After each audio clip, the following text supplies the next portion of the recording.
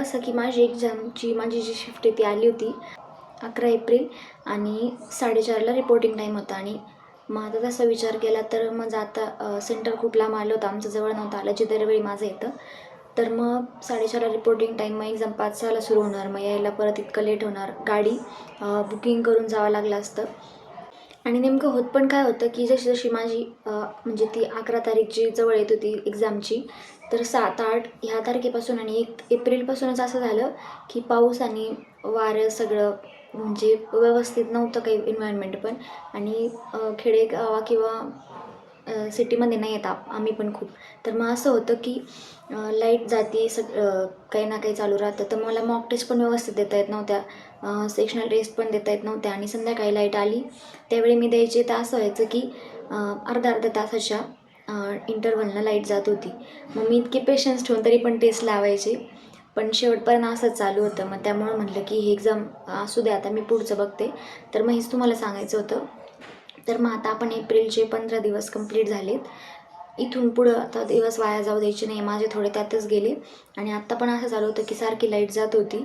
तर लाईटचं मला कारण नाही सांगायचे, बाकी कट ऑफ आणि बाकी सगळ्याच गोष्टी सगळ्यासोबत होत्या त्यामुळं. पण आता मी मेन्सवर जास्तीत जास्त फोकस करते. माझी मेन्सची मॉक मला सुरू करायची, सेक्शनल मॉक, फुल लेंथ मॉक आणि प्रीची रोज एक मॉक मी देत जाणार आहे.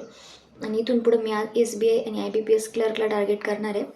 तर मी रोज एक टेस्ट देईल, त्याचा स्कोर तुमच्यासोबत शेअर करत जाईन. आणि तुमच्यासाठी पण मला हे सांगायचं आहे की आता एप्रिलचे 15 दिवस निघून गेले, तर हे वर्ष किंवा हे महिने परत येणार नाही आहे. जो काही वेळ येतो आत्ताच व्यवस्थित द्या, कारण नंतर 1 वर्ष पूर्ण परत निघून जाईल आणि आपली चूक फक्त हीच असेल की आपण कन्सिस्टन्सी आणि डिसिप्लिन ठेवून केलं नाही.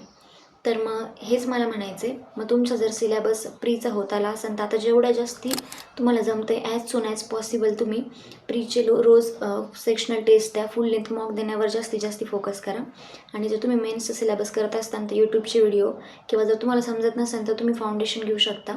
आता मी ह्या ज्या सगळ्या गोष्टी सांगते किंवा बाकीचे जे काही यूट्यूबर तुम्ही कोणाची स्ट्रॅटेजी बघत असता ते जे सगळे व्हिडिओमध्ये जे काही सांगतात, तर त्याचा उपयोग काहीच नाही. त्याचा उपयोग कधी होतो माहिती आहे, जेव्हा तुम्ही स्वतःला ओळखता की तुम्ही सध्या कुठे आहे, तुम्ही काय करायला पाहिजे. तर मग तुमचा प्रीचा सिलेबस झाला आहे तर प्रीचे मॉक तुम्ही द्यायला लागायचे. आणि मेन्सचा सिलेबस तुम्ही स्टार्ट केला आहे तर व्हिडिओ बघण्यावर फोकस करायचं आहे आणि तुम्ही प्रॅक्टिस करायची स्वतःहून. जर तुम्ही 2 तास तुम्ही मॅरेथॉन बघत असाल तर 4 तास तुम्ही सेल्फ स्टडी तरी केला पाहिजे. कारण input is equal to output जेव्हा होतं किंवा आउटपुट त्याच्यापेक्षा थोडं जास्ती होतं तेव्हा आपल्याला रिझल्ट चांगला भेटतो. मीन्स सपोर्ट स्टडी सोडून जो आपण सेल्फ स्टडी करतो तो टाईम वाढवायचा आहे. तर मी पण तेच करणार आहे. मेन्सची प्रॅक्टिस मला जास्तीत जास्त करायची, मेन्सची मॉक द्यायची आहे. तर मग हेच मला सांगायचं होतं. मी सध्या व्हिडिओ ते पण काही जास्ती बनवत नव्हते, RBIचं चालू होतं म्हणून. आणि लाईट वगैरे बाकी सगळं. मग जर अभ्यासच होत नसेल तर बाकीचं पण काही करू वाटत नाही, असं थोडं माझ्यासोबत चालू होतं. पण आता व्यवस्थित SBI आणि IBPSवर फोकस करायचे. जर तुम्ही कुणी RBI असिस्टंट देऊन आले असतील, तुमचे अटेम्प्ट पण चांगले असतील 80-90च्या रेंजमध्ये, तुम्हाला स्वतःवर कॉन्फिडन्स असेल की तुम्ही कट ऑफ क्लिअर करू शकताय, तर मग नक्कीच तुम्ही RBI असिस्टंटच्या मेन्ससाठी फोकस करा. बरेच यूट्यूबवर जे टीचर आहेत ते सगळे RBI असिस्टंटचे मेन्स आता व्हिडिओ अपलोड करतील, मॅरेथॉन घेतील, ते तुम्ही बघा. आणि जास्ती महत्त्वाचं, तुम्ही ना व्हिडिओच्या लूपमध्ये फसू नका. सारखे व्हिडिओ बघत जाताय रोज. तुम्ही मॉक टेस्ट नक्की द्या. जेव्हा असं सेल्फ डाऊट येतो की मॉक तर भंगारच गेली, खराबच गेली, तर मग त्यापेक्षा एखादा व्हिडिओ लेक्चर केला असता, तर हा विचार करू नका. कारण मार्क जरी खराब आले तरी तुम्हाला कळत जाते रोज तुमची प्रोग्रेस कुठपर्यंत जाते आहे आणि तुम्ही स्वतःमध्ये म्हणजे इम्प्रूव्हमेंट कशी आणताय. तर मॉकमध्ये मार्क खराब आले तरी तुम्ही मॉक कंटिन्युअसली देत राहा, सेल्फ डाऊट आणू नका. तर मग हीच होती एक छोटीशी इन्फॉर्मेटिव्ह व्हिडिओ. बाकी मी माझी प्री प्लस मेन्स कशी बॅलन्स करून चालते हे तर मी नक्की सांगेनच नेक्स्ट व्हिडिओमध्ये. तर मग व्हिडिओ बघण्यासाठी खूप खूप धन्यवाद. थँक्यू. बाय.